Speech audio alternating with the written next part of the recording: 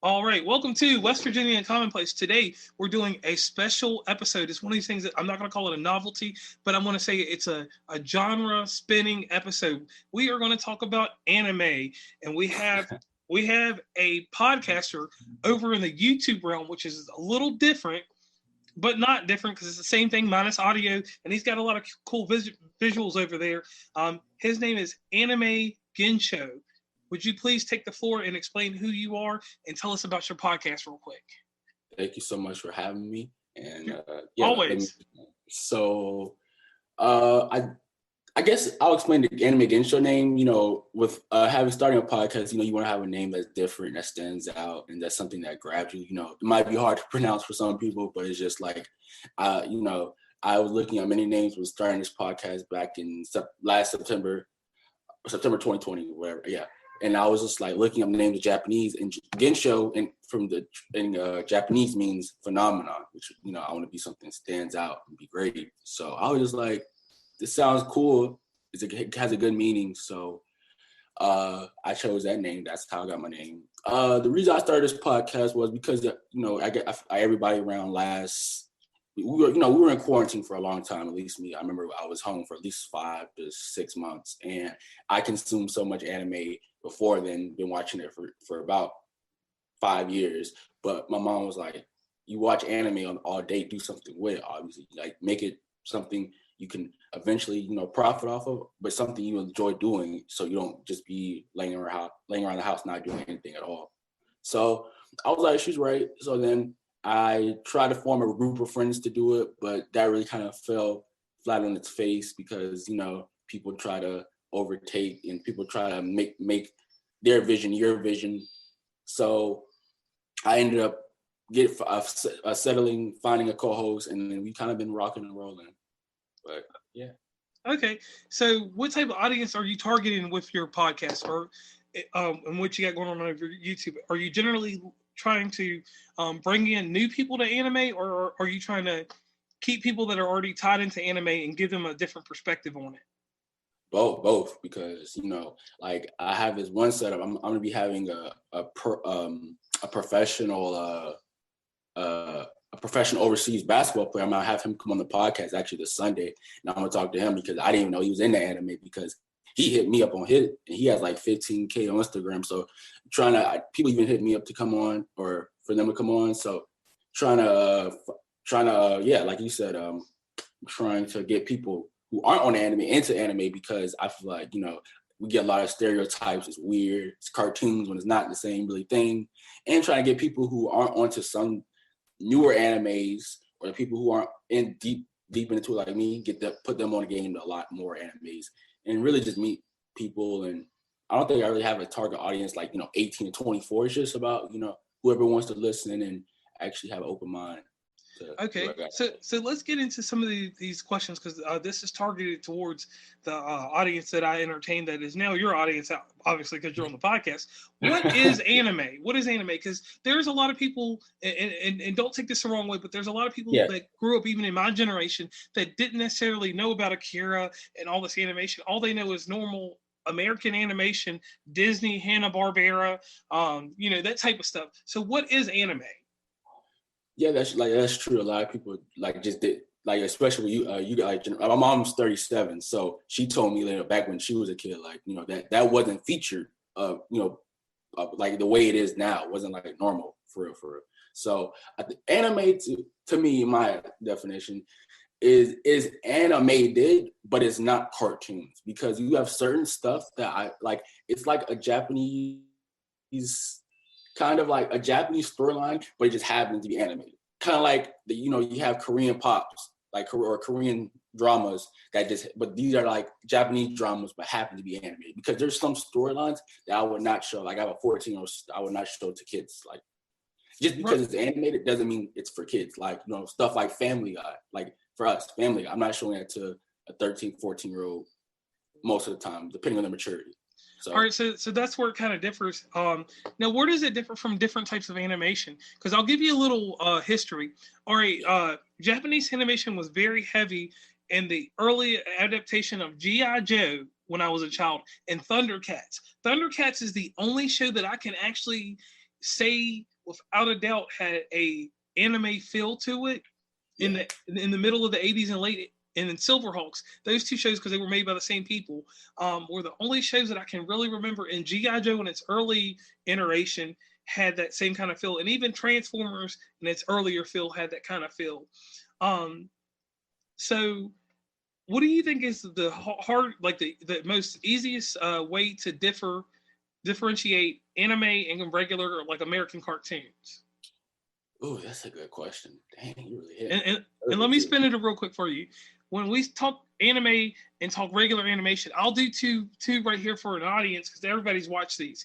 Um, on American animation, we can take Adventure Time and we can take regular show. Those are predominant, or Gravity Falls. Those three cartoons right there.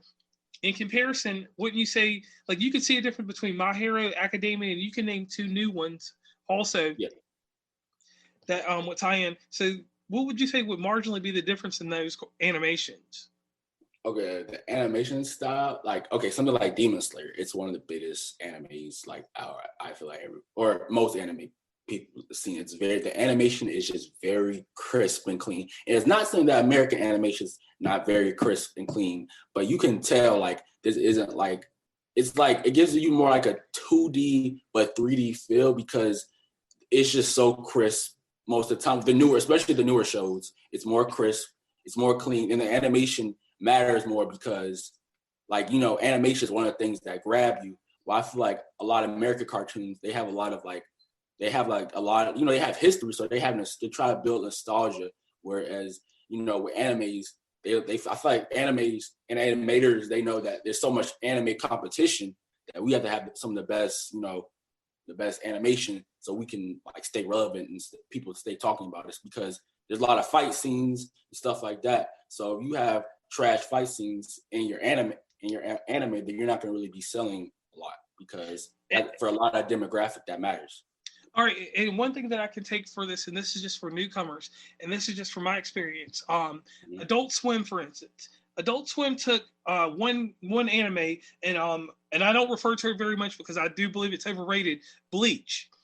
Bleach is heavily action oriented with a deep storyline. Do you consider that one of the ones that kind of would be a way to tie people into starting to watch animes? No, because it's so long, and because I don't give people like it. It also depends on the type of person I'm trying to talk to. Because most people don't have a good enough attention span to sit down and watch 300 plus episodes for their first show. I give people like Death Note, My Hero, sometimes Naruto, depending on, like I said, the person. But I don't think Bleach is a great starting point for newcomers. All right, so what other shows would you give to newcomers? Like, what would be the first show you would give them to entice them into anime? Because me personally, like, what got me into anime in the middle part of my childhood, it was this movie called The Record of Lotus Wars, I believe. It was fairly long, and it tied me in. It wasn't like Akira or anything like that, because Akira was just jumping. It was a movie. It was fine, whatever. But it was the Record of Lotus War that got me tied into anime and kept me involved over 20 plus years watching. So what would be the first show you would tell a newcomer to watch? The first show? Well, like I said, Death Note. I think Death Note's a show that can like, it can touch it because it has so much, like, the great thing about Death Note is it has no action and yet it still feels like it does. I don't know if you've seen Death Note. I have not seen Death Note, but I will take a look at that. It is amazing.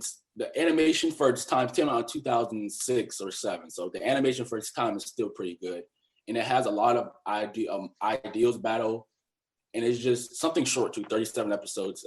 That's kind of short, or whatever. So Death Note for sure. If you're somebody big into action, I would say the Demon Slayer, Jujutsu Kaisen, that just came out of 2020, late 2020. That's a good one. Tokyo Ghoul, if you like horror type of things. Code Geass, because that's another psychological type of ideology battle. Okay. Naruto, because OG.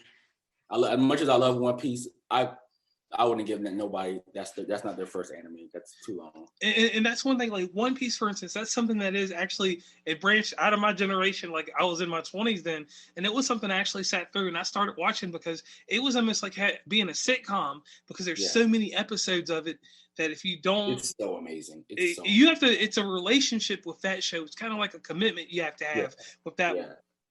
Yeah. Okay. Now, we're gonna do a little thing real quick. I'm gonna name an anime. You tell me your opinion of it if you don't care. Okay. All right. Now, first off, the one thing I do want to do, I want to differentiate some things. For instance, we have Netflix and we have Crunchyroll in different places. On Netflix, they have quite a few different animes on there. But one I want to take the spotlight off of. Mm-hmm. I don't consider Voltron now an anime. I consider it an American animation now. I agree. I agree. And the older 1980s version, you could consider that. Obviously, it's been a term we use is localization. When they do that to an anime, I'll go into that first. When they localize something, which means making it more to American customs, how do you feel about that? Do you think that that's something that they should do to the animes, or something that they shouldn't do? This is kind of a bit of both, because most of the time, like, no disrespect to all these companies, but when they get Americanized, it goes downhill. At least for me, with the storyline, because when they're trying to, give it to kids, you have to break the storyline down, because a lot of kids over here can't understand the depth of a great storyline, so you kind of have to condense it. Like, I remember watching Power Rangers like back in the day. I used to love Mighty Morphin Power Rangers. That was what I got hooked on. But all these other different things of Power Rangers, I was just like, I don't know about all of this, da da da da da. Yeah, like Dino Crisis or whatever it's called. Yeah, whatever. So I was just like, I watched the first one because my mom put me on too, but after that, I was just like, no. So it is but it's also a good thing, because I'm not a Dragon Ball Z fan, but Dragon Ball Z was probably that first anime that got, like, if it probably wasn't for that anime wouldn't probably have got a lot of broadcast over here. So it does raise awareness, but it also kind of breaks the storyline down, kitty. Right. And I'll give you a funny story on that. Now, me coming up, like I said, I'm 35 years old. In the middle of the 90s, right? Mm-hmm. We used to have Dragon Ball Z coming on at 12 o'clock at night on regular syndicated, like your normal channels without cable. But the version that we got back then was the one that had blood in it. It showed all the stuff. But the generation, the Adult Swim or the Toonami version that people were suckered into, a lot of those shows were edited.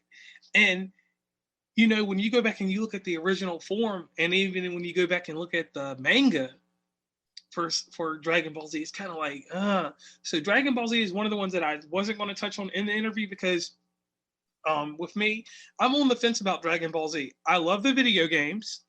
Mm-hmm.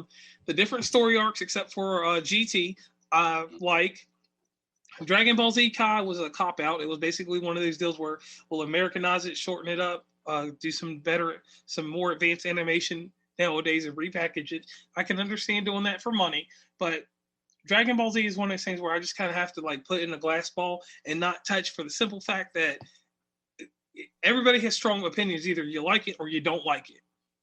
Mm-hmm. It's just for, like, I think me and my co-host really debate on this. It's just the fact that I'm a person that loves plot in real shows, like real human shows, and in anime shows. And it's just like I do appreciate it for, like, not normalize anime, because there still is a stereotype to a certain degree, but I do appreciate it for broadcasting it and giving it, like, more of a chance to get over here, because later on, out of the Dragon Ball Z era, you had the Yu-Gi-Oh. That's when you had Yu-Gi-Oh started coming out. That's when you had Bleach, and you watched Naruto, Afro Samurai. No, I forgot his name. But you had a lot more stuff after that, because based off of that broadcasting over here, you had a whole gateway open in the late 90s, early 2000s. So I do appreciate it. But as far as actually liking the show, I can't. It's boring to me. Right. And no offense, like, to me, it's kind of like how we treat sports over here. It's about like the Los Angeles Lakers. It's so big that it doesn't matter if the Lakers are losing games. People are going to still pull for it Yeah, because it's it's a what big people know. market. Because I'll be honest, back in 1996 on the original PlayStation, I was one of the first ones to buy Dragon Ball Z GT Final Bout. I was on top of that. I was like, I'm playing with Goku. The games were out on Super Nintendo in my time, but when you got that first 3D image of him, even though it was kind of pixelated and crazy, do give yourself some justice and go back and look at it later. You'll be like, man, I would have never played that. But back then, Dragon Ball Z, like you said, it did so much. I'd say for anime in the U.S. Yeah. Now, yeah. Me personally, me and you have connected over something. My favorite anime is Cowboy Bebop, and my reason for that one is because it was short. It was to the point. It didn't last long, and then it disappeared. With a lot of animes, I noticed that some of them have a cult following, and they are very short, and that's what people want. Is that something that you appreciate, or do you like a series that go and become long winded? I like both because as a short show, sometimes there's plots that just can't be stretched. Like sometimes 12 episodes is what you need. 12 episodes, get me out of here, cool. And then sometimes shows do a problem of stretching out, putting filler. Like that's what I think we were saying about Bleach. Like Bleach how can you be a 300 or something, like barely 300 episodes, but 47% of your show is filler. Like that's terrible. Like that's not good. So I like both. I like my long range shows because I like getting attached to my characters. I'm currently at episode 840 of One Piece, so I do like a long running show. But I do appreciate short shows because sometimes you don't need. Not every anime is supposed to be 100 plus episodes. Right. But the thing with One Piece had so many stories going on that you could, in that fictional world, you could keep that going forever. It could be like The Simpsons one day. Yeah, for sure. And it could be even longer than what it really is. Right. All right, so now let's go old school real quick, and then let me know if you've seen this or not. Fist of the North Star. Heard of it, haven't seen it. All right, I will tell you this, and this is just merit for you.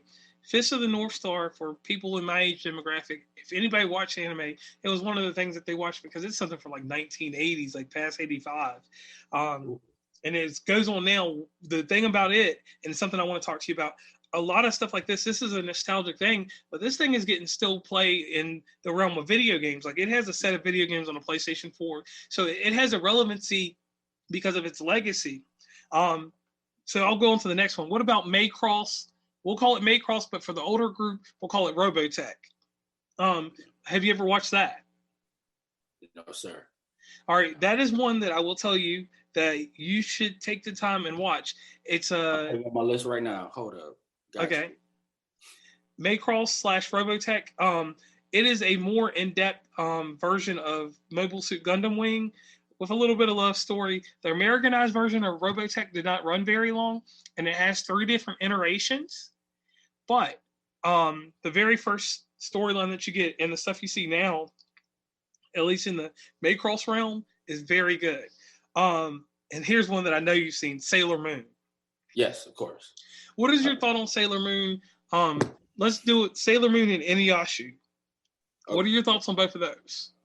Sailor Moon is that anime that really is put. I mean, it's looked at push for girls, but I enjoy it. My little sister loved it. We went to Japan actually 2 summers ago, and she bought up everything. Like it's just a great show. It's marketable. It gets to the point. It might not have the deepest storyline, but it was the 90s. We're not really, asking for all that. Like it's cool. It's good for what it is. Like it's a gateway, I think, for girls.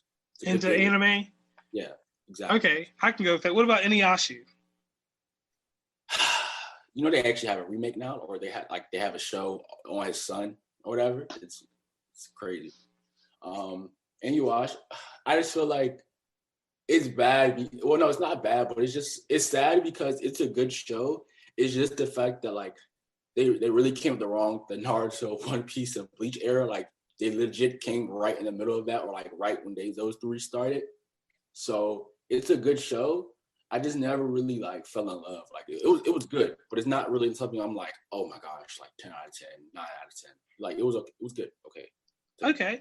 Now let me ask you this: what is your feel on how Adult Swim selectively gets certain shows and pushes those to American audience? How do you feel about that? I think it's great, but I think they know what they're doing and only putting like the My Hero. They know what they're doing. They're doing what's most marketable because My Hero has like a Justice League feel. Yes. That's when I sit down and watch My Hero, I think Justice League.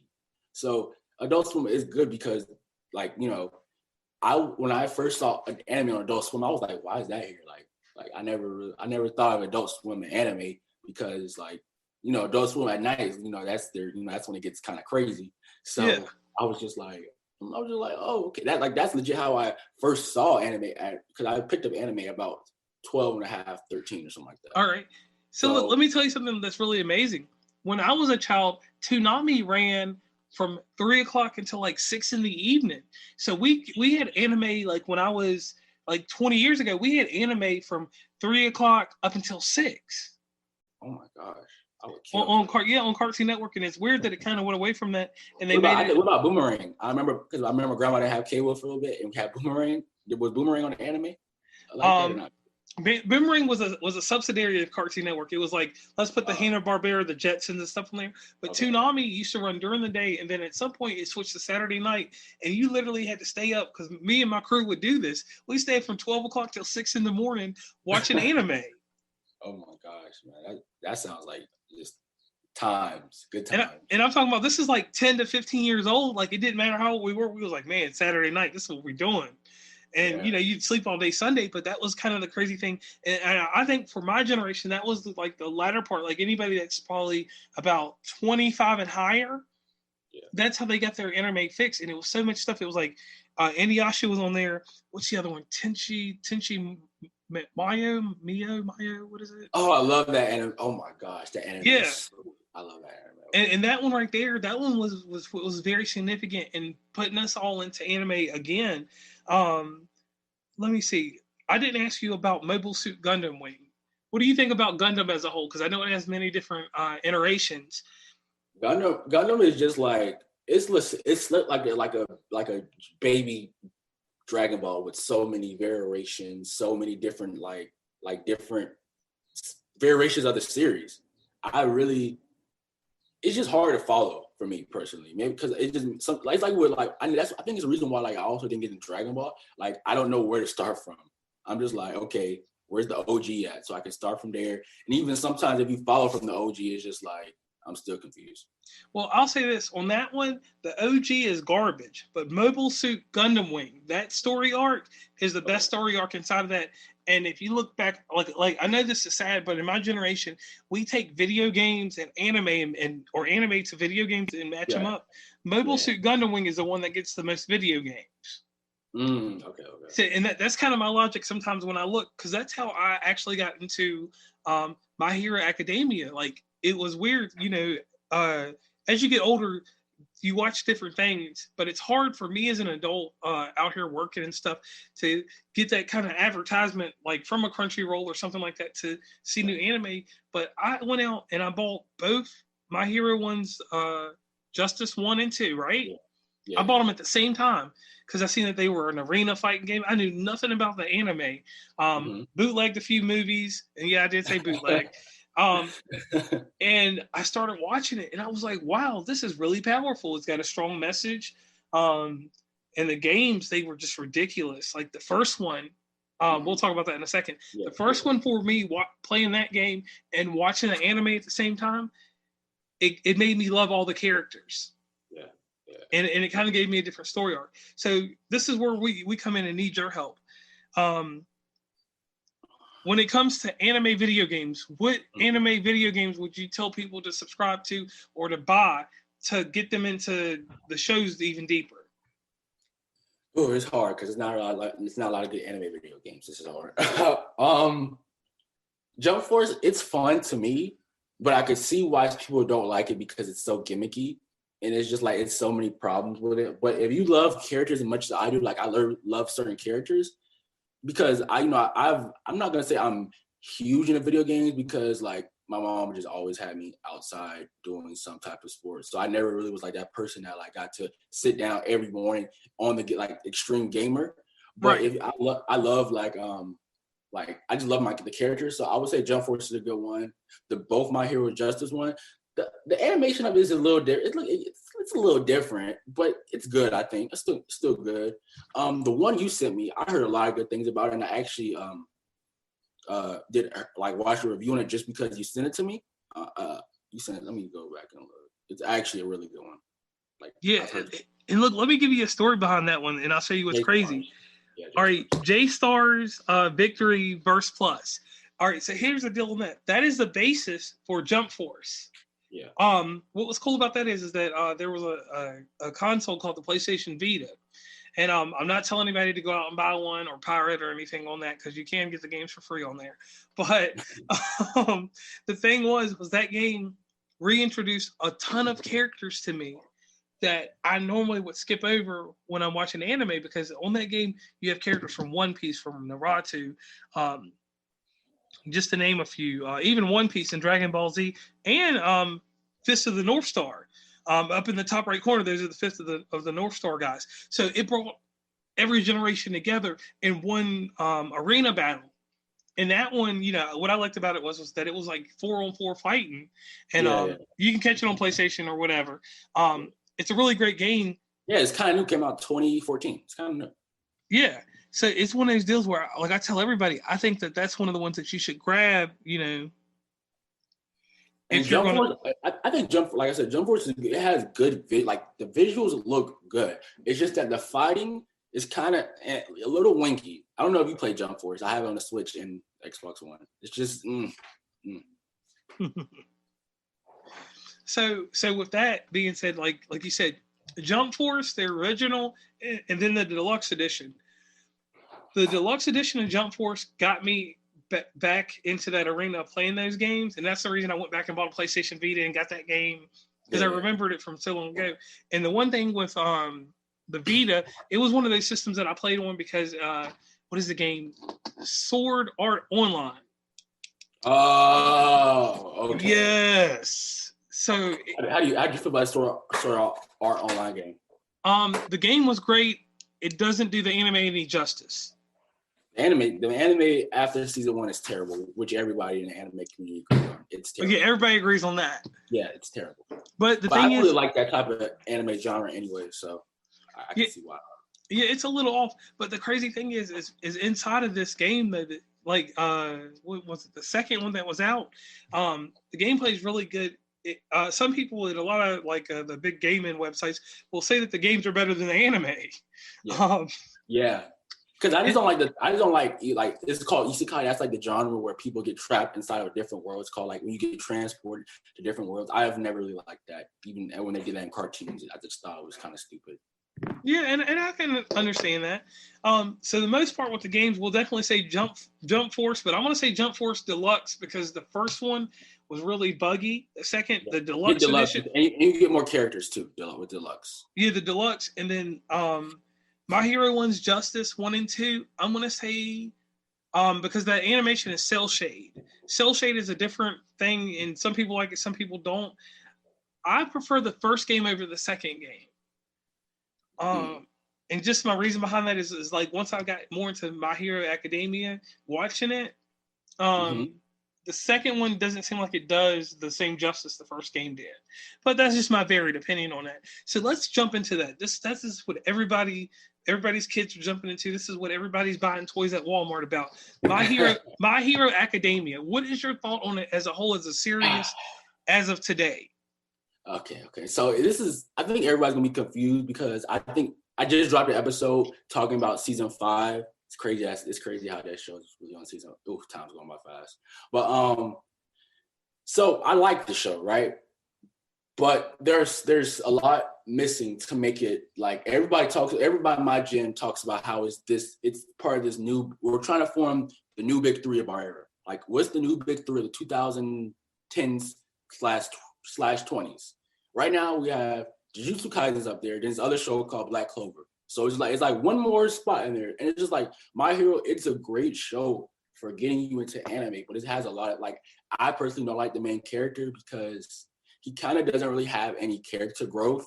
And as an MC, that's what you should be looking for. It's just his character doesn't really grow, and it's it's like it's good for, like I said, it's good for getting kids in it, a lot of people into anime, but it's just like as far as when we're getting down to the nitty, it doesn't really do anything for me. But I have picked up the manga, so like I said in my video or whatever, y'all should go watch, by the way.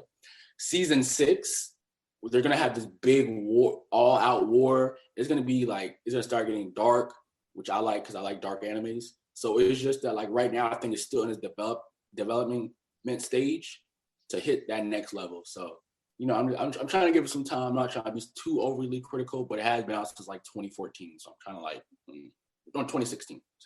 Yeah. So try to give it a little bit, put out a little bit more steam. So, real quick, can you plug real quick where everyone can find you on the web, be it on Instagram, Facebook, Tumblr, Twitter, wherever you are?